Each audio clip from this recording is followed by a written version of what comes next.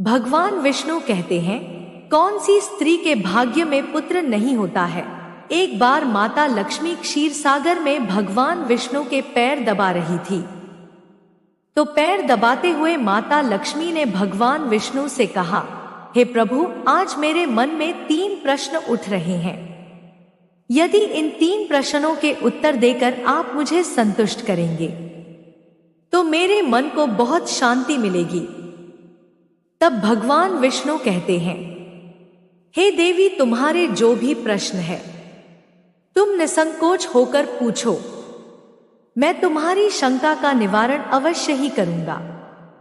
तब माता लक्ष्मी कहती है, हे प्रभु, वह कौन सी स्त्री होती है जिसके भाग्य में संतान सुख नहीं होता है।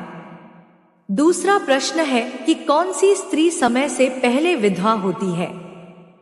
और मेरा तीसरा प्रश्न है कि कौन सा श्रृंगार करने से स्त्री को स्वर्ग में स्थान प्राप्त होता है। तब भगवान विष्णु कहते हैं, हे देवी, तुमने उचित ही प्रश्न किए हैं।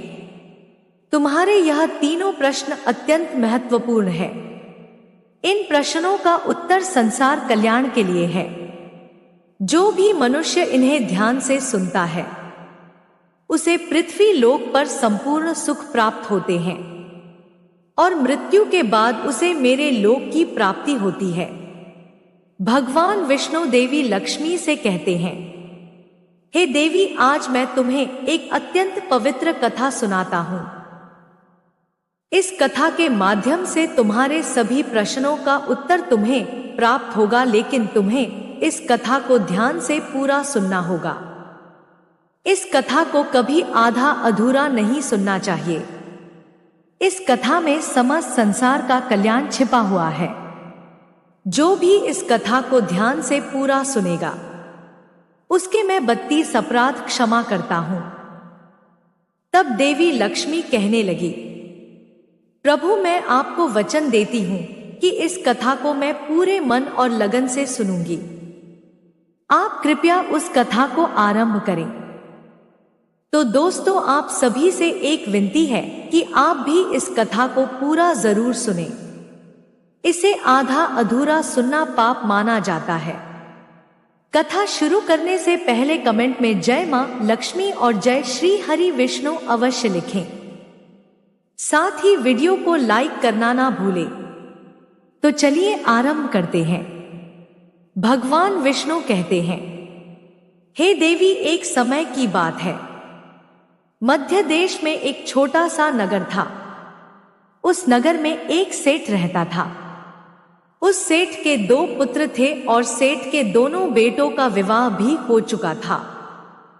सेठ के घर में किसी चीज की कोई कमी नहीं थी, किंतु सेठ की पत्नी का स्वभाव अत्यंत दुष्ट था। सेठ की पत्नी और सेठ के बड़े बेटे की पत्नी दोनों का ही स्वभाव दुष्ट था। सेठ की पत्नी अपनी बड़ी बहू का तो बहुत लड़ प्यार करती थी, किंतु छोटे बेटे की पत्नी के साथ बुरा व्यवहार करती थी। घर की सबसे छोटी बहू अर्थात छोटे बेटे की पत्नी बहुत अच्छे स्वभाव की, ईश्वर पर श्रद्धा रखने वाली पतिव्रत नारी थी। वह अकेले ही घर का सारा काम किया करती थी और गृह कार्य में दक्ष थी।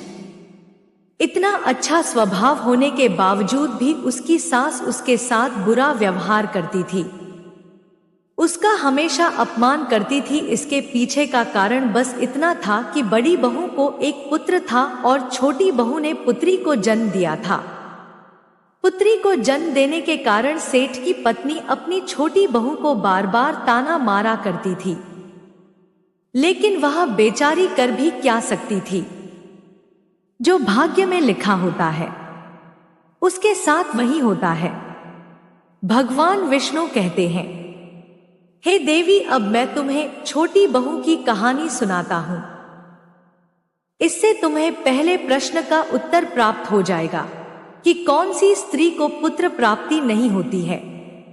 हे देवी, सेठ की जो पत्नी थी वह पहले से ही दुष्ट और कुटिल स्वभाव की थी। उससे उसकी सास भी परेशान थी।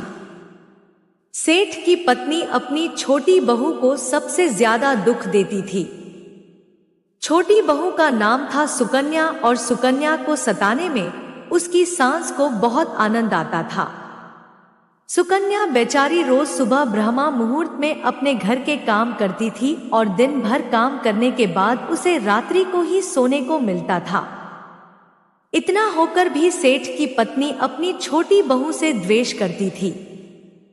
जब छोटी बहू झाड़ू लगाती तो उसकी सास आकर उसे ताना मारती थी कि तेरे हाथ में जान नहीं है क्या? तू जल्दी जल्दी झाड़ू लगा, मैं मंदिर जा रही हूं। मेरे लौट कर आने से पहले तू भोजन बनाकर तैयार रखना और आते ही मैं उस भोजन को ग्रहण करूंगी। और सुन, अन्न का एक दाना भी बर्बाद ना हो पाए। बेचारी सुकन्या चुपचाप अपनी सास का अत्याचार सहन करती थी और उसकी सास की हर आज्ञा का बड़ी ही विनम्रता से पालन करती थी। फिर छोटी बहू खाना बनाते हुए सोचने लगी कि मैं घर का इतना काम करती हूं, लेकिन फिर भी मैं चैन की सांस नहीं ले पाती हूं। मेरी सासू मां किसी ना किसी बात को लेकर मुझे ही ताना मारती रहती है। पता नहीं कब उनकी ताना देने की आदत जाएगी। सुकन्या इतना सोच ही रही थी कि तभी घर के दरवाजे पर खटखटाने की आवाज सुनाई दी। छोटी बहू ने सोचा अभी तो भोजन तैयार भी नहीं हुआ है, लगता है मेरी सासू मां आज जल्दी लौट गई, अब वह फिर से ताना मारेगी। तब सुकन्या ने दरवाजा खोला तो उसने देखा कि द्वार पर एक सन्यासी खड़ा हुआ है। वह सन्यासी सुकन्या से कहने लगा, बेटा सदा सुहागिन रहो। तुम इस सन्यासी के लिए कुछ भोजन का दान करो। हे पुत्री, मुझे बड़ी भूख लगी है। सब सुकन्या ने सोचा, अगर मैं इस सन्यासी को भोजन करा दूं और इतने में मेरी सांस आ गई तो मेरी खैर नहीं।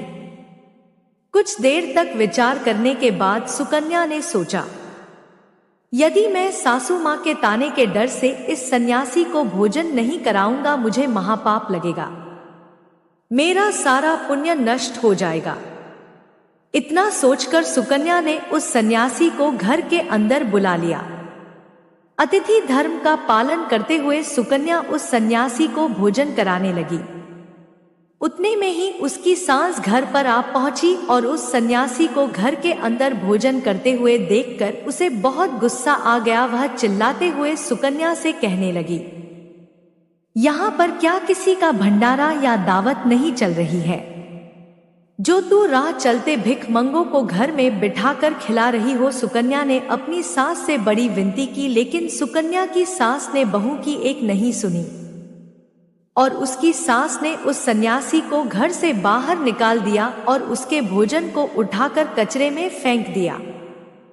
उसके बाद वह सास सुकन्या पर गुस्सा करने लगी, अरे दुष्ट औरत, मैंने तुझे कहा था कि अन्न का एक कण भी बर्बाद नहीं होना चाहिए, लेकिन तूने क्या किया, उस भिखमंगा को इतना सारा भोजन दे दिया। सुकन्या डरते डरते बोली, सासू मां, मैंने सन्यासी को अपने हिस्से का भोजन दिया है, इसमें आखिर इतना गुस्सा होने की क्या बात है? द्वार पर आए अतिथियों को कभी खाली हाथ नहीं भेजते हैं, ऐसा शास्त्र कहते हैं। फिर सुकन्या की सास ने उसे बहुत डांटा। दोनों के बीच कई देर तक बहस हुई और सुकन्या के दुष्ट सास ने गुस्से में आकर सुकन्या को धक्के मारकर घर से बाहर निकाल दिया और घर का दरवाजा बंद कर दिया। सुकन्या देर तक घर के मुख्य द्वार के सामने खड़ी रही और बाहर से अपनी सास को आवाज देने लगी। सुकन्या की सास ने एक नहीं सुनी और उसे घर के अंदर आने नहीं दिया। फिर सुकन्या दुखी और उदास होकर अपने मायके के लिए निकल गई। मायके जाने के रास्ते में बहुत बड़ा जंगल पड़ता था। सुकन्या भूखी प्यासी रहकर उस जंगल के रास्ते पर से चलने लगी। तभी उसी समय अचानक जोर जोर से बादल गरजने लगे और मूसलाधार बरसात होने लगी। बारिश से बचने के लिए सुकन्या एक वृक्ष के नीचे जाकर खड़ी हो गई। वहां पर सुकन्या ने देखा कि पेड़ के नीचे में कोटर बना हुआ है। फिर वह बिना देरी किए जल्दी से उस कोटर में घुस गई। कोटर में जाने के बाद सुकन्या ने देखा कि अंदर कोई साधु महात्मा बैठे हैं। वह सन्यासी कोई और नहीं बल्कि भगवान विष्णु ही साधु का रूप धारण करके बैठे हुए थे। जब उस साधु ने उस सुकन्या को देखा तो बोले, हे पुत्री, तुम इस घने जंगल में अकेले क्या कर रही हो? रोना बंद करो। मैं तुम्हारे बारे में सब कुछ जानता हूं। तुम्हारे ससुराल वाले अत्यंत दुष्ट स्वभाव के हैं और वे तुम्हें बहुत दुख देते हैं। इसका कारण केवल बस इतना है कि तुम्हें पुत्र की प्राप्ति नहीं हुई है। पुत्री को जन्म देने के कारण तुम्हें तुम्हारी सास के ताने सुनने पड़ते हैं। हे पुत्री, तुम चिंता मत करो, मैं तुम्हें एक पर्ची देता हूं। इस पर जो भी उपाय लिखा हुआ है, तुम उस उपाय को पूरे मन के साथ करो, फिर तुम्हें एक गुणवान पुत्र की प्राप्ति होगी। फिर सुकन्या ने वह पर्ची ली और वह साधु वहां से अचानक से गायब हो गए। यह चमत्कार देखकर सुकन्या बहुत प्रसन्न हुई और जब बारिश रुकी तो सुकन्या का पति उसे ढूंढते हुए उस स्थान पर पहुंच गया। सुकन्या ने अपने पति को सारी हकीकत बता दी और फिर दोनों ने ही घर वापस ना जाकर उसी जंगल में रहने का निर्णय लिया। वहीं पर रहते हुए एक दिन सुकन्या के मन में पुत्र प्राप्ति का ख्याल आया और वह मन ही मन सोचने लगी कि यदि मेरा भी कोई पुत्र होता तो आज ससुराल में मुझे बहुत ज्यादा इज्जत मिलती। तभी सुकन्या को उस साधु के द्वारा दी गई पर्ची की याद आ गई और फिर जब उसने वह पर्ची खोलकर पढ़ा तो उसने देखा कि जो स्त्री पुत्र प्राप्ति की कामना रखती है उसे रात्रि में अपने की बाईं तरफ सोना चाहिए। ऐसा करने से कुछ समय बाद में बाएं करवट लेटने से नाक का दाहिना स्वर और दाहिनी करवट लेने से नाक का बायां स्वर चालू हो जाता है। फिर जब पुत्र की इच्छा हो तो उस स्थिति में मिलन से पहले यह निश्चित कर लेना चाहिए कि पुरुष का दायां स्वर चलने लगे और स्त्री का बायां स्वर चलने लगे और उसी समय पर गर्भधान किया जाना चाहिए। ऐसा करने से निश्चित ही पुत्र की प्राप्ति होती। इसके विपरीत नाक के स्वर चलने से पुत्र की प्राप्ति होती है। उस पर्ची में आगे लिखा हुआ था कि मासिक धर्म शुरू होने के बाद पहले 4 दिनों में पुरुष के साथ मिलन करने से पुरुष को रगड़ता प्राप्त हो जाता है और 5वीं रात्रि में मिलन करने से पुत्र की प्राप्ति होती है तथा 6ठी रात्रि में मिलन करने से पुत्र रत्न की प्राप्ति होती है। 7वीं रात्रि में मिलन करने से बंध्या पुत्री होती है। 8वीं रात्रि में मिलन करने से बलशाली पुत्र की प्राप्ति होती है। 9वीं रात्रि में मिलन करने से सुंदर कन्या की प्राप्ति होती है तथा 10वीं रात्रि में मिलन करने से विद्वान और अति श्रेष्ठ पुत्र की प्राप्ति होती है। 11वीं रात्रि में मिलन करने से सुंदरा आचरण वाली कन्या प्राप्त होती है। 12वीं रात्रि में मिलन करने से गुणवान पुत्र होता है। 13वीं रात्रि में मिलन करने से लक्ष्मी स्वरूपा पुत्री होती है। 14वीं रात्रि में मिलन करने से गुणवान बुद्धिमान तथा बलवान पुत्र होता है। फिर सुकन्या ने मासिक धर्म के बाद 14वीं रात्रि में अपने पति के साथ मिलन किया और उसके बाद गर्भ धारण किया। फिर दूसरे दिन सुकन्या का पति जंगल में लकड़ी काटने के लिए चला गया और सुकन्या घर पर पड़ी रही। फिर अचानक से तेज तूफान आया और सुकन्या की झोपड़ी उड़ गई। फिर सुकन्या दती हुई उसी पेड़ के कोटर में जाकर रुक गई जहां पर उसे वह साधु मिला था। सुकन्या वहां अपने पति की राह देख रही थी कि अचानक वहां पर 2 राक्षसी आ गई। वह राक्षसी अत्यंत मायावी थी। फिर उन्होंने उस कोटर के साथ पेड़ को उड़ाकर एक ऐसे स्थान पर चली गई जहां पर बहुत सारा सोना था। जब सुकन्या ने यह दृश्य देखा तो वह चौंक गई। सुकन्या पेड़ के कोटर में छिपी रही। जब वह राक्षसी भोजन की तलाश में गई तो सुकन्या ने उस स्थान पर से बहुत सारा सोना उठा लिया और उसे कोटर में भर लिया। जब वह राक्षसी लौट आई तो फिर से पेड़ पर बैठकर वे उस पेड़ को उड़ाकर उसी जंगल में आ गई। राक्षस के जाने के बाद सुकन्या वह सारा सोना लेकर अपने पति के पास चली गई और उसे वह सारा सोना दे दिया।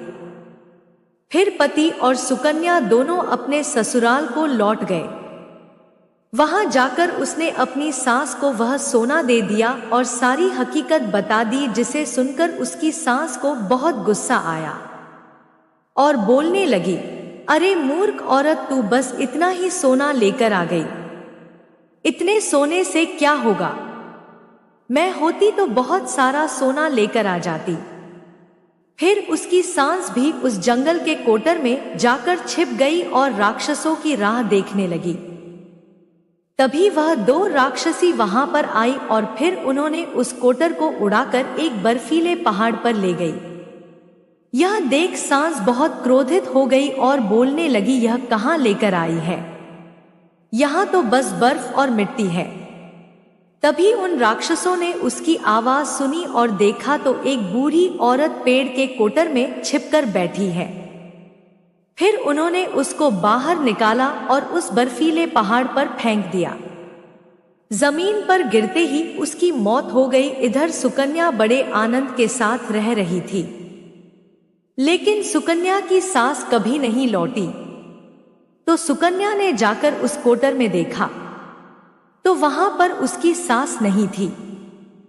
उसे समझ में आ गया कि लालच के कारण उसकी सास की मृत्यु हो गई।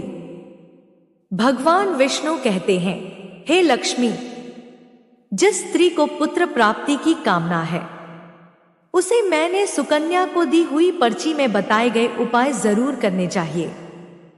तुम्हारा दूसरा प्रश्न यह था कि किस कारण से स्त्री जल्दी विधवा होती है। तो जो स्त्री अत्यधिक लालच करती है वह स्त्री जल्दी विधवा होती है, और जो स्त्री चरित्र का गहना पहनती है उसे मृत्यु के पश्चात स्वर्ग की प्राप्ति होती है। एक स्त्री को अपने चरित्र का त्याग कभी नहीं करना चाहिए।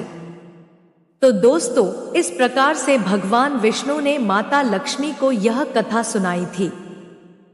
उम्मीद है आपको यह कथा पसंद आई होगी। वीडियो को लाइक जरूर करें और ऐसी ही और कथाओं को सुनने के लिए आपके अपने चैनल को सब्सक्राइब भी कर ले। जय श्री हरि विष्णु। धन्यवाद।